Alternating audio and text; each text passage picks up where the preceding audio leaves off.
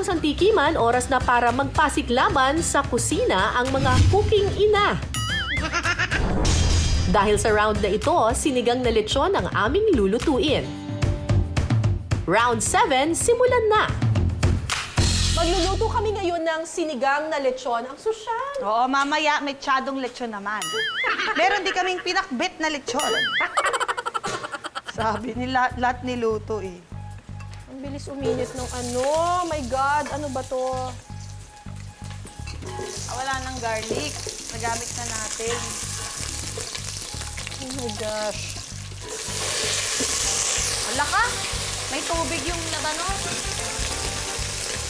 Abracadabra! Ano ba to? Bakit ganun? Hindi ko nakikita. Ano ba yan?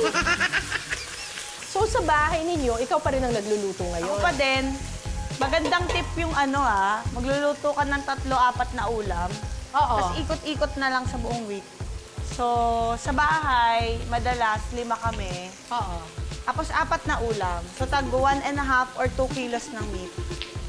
Tapos sa buong linggo, ikot-ikot na yon. Yun na yun. Ako naman, Ang laki tipid ah. Ako naman, nagluluto ako ng siguro mga 2 beses sa isang linggo. Tapos marami na ako niluluto. Di ba? Oo. Mas okay eh. Mabalot ko na lahat ng lumpia, mamarinate ko na lahat ng liempo, Yan. mga ganyan. Magluluto na ako ng sinigang, ng tinola, lahat sasabay-sabayin ko na sila. Tapos nakahiwalay na lang yung leaves. Correct. Lalagay mo lang pag iinitin na. Mostly mga sabaw-sabaw, ganyan. Madiskarte talaga ang mga cooking ina. And speaking of diskarte, aba si Charis mukhang sanay na sanay sa kusina. Pressured much tuloy ako sa lechon sinigang niya. Ano kaya ang lasa? Di masarap. Hindi masarap. Lagyan mo patis. Parang matamis. Ha? Baka dun sa sinigang mix. Hindi pa ako Kasi yung lechon. May Matamis tamis yung siya. lechon? Oo. May soft drinks. Matamis naman namis yung lechon. Ha? Oo.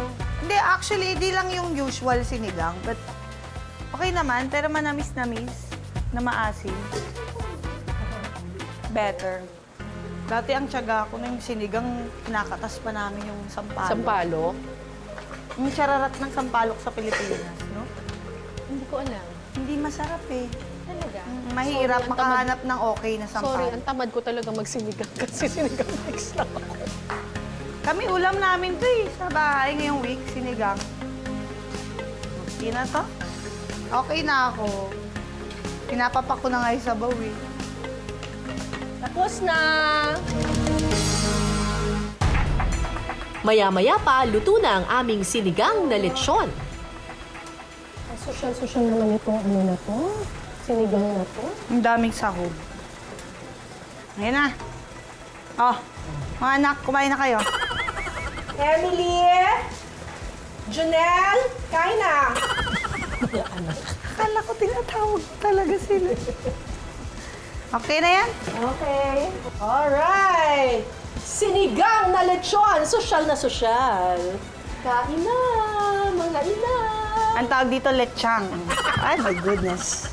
Tikiman time na! At ang huhusga pa rin via blind tasting ang mga lodi sa pagluluto ng Santa Maria, Bulacan. At eto naman ngayon, titikman na nila ang aming sinigang na lechon. Okay, start na po. Ang ganda oh. May kinang. So minsan, hindi rin siya depende sa ingredients eh. Depende rin sa skill Sa pagkakaluto. Oo. Yun nga eh, kasi diba, sabi ko, yung mga lechon, parang pare-pareho lang naman Pare-pareho ng style. naman, oo. Pero meron talagang iba yung pag metikuloso yung pagkakaluto. Tsaka kailangan lang talaga may oras. Oo.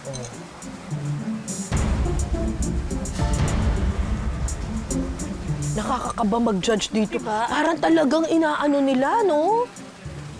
Yan ang mga gusto kong judge, yung hindi tayo chinacharot lang. Yung talagang iniisip talaga nila. O, una naman tayo muna dito. Yes, ma'am. Dun po, Mm-mm. yung nalasahan ko yung una yung asin niya. Pero medyo kulang po siya sa alat po. Kulang sa alat. Yun lang naman po. Pero okay po yung lasa niya. Masarap po. Masarap po sa kanin. Masarap sa kanin. Bigyan ng kanin yan! Joke. Kayo naman po, Ma'am Melissa. Yun po, masarap siya, kaya lang medyo nakulangan ako sa alat, tapos sumobra siya sa asin. Ikaw naman, Tom.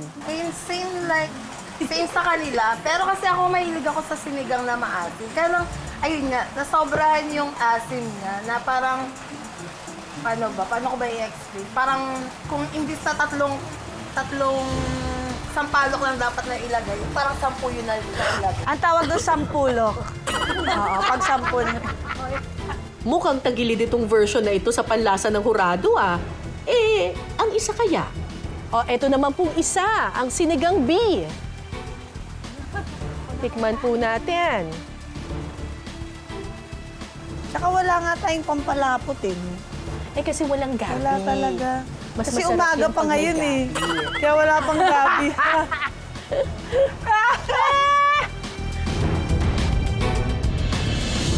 Okay. Yes, Tom. What can you say? Mukhang naubos mo yung sabaw, ah. Ayun po, yung ano niya, asim niya, saktong-sakto lang. Nandun yung sipa ng asin, nandun yung sipa ng alat. Hindi mo na kailangan magpatis. May sipa talaga. Sumisipa pala, no? Okay. Thank you, Ma'am Melissa. Pagkaya po ng sinabi nga ni Tom, masarap nga po siya, andun yung saktong asin at saka yung lasa niya. Masarap po. Ikaw naman, madam. Pero din ma'am, masarap po. Then yung sakto lang yung alat saka yung asin po. Masarap po siya. Alright, alam naman natin na. Ano po ang nagustuhan ninyong sinigang? Ayun. Okay. Okay, para sa rotan ko, ang nanalo sinigang ay ang sinigang ni Charlie. Magtayo ka na ng karinderya, Alam ko na yung pangalan ng karinderya mo. Charinderya. Charinderya. Charinderya. Chantin. Ganyan. Dahil nanalo si Charis sa cooking round na ito, ang score 3-3. Tabla na naman ang laban.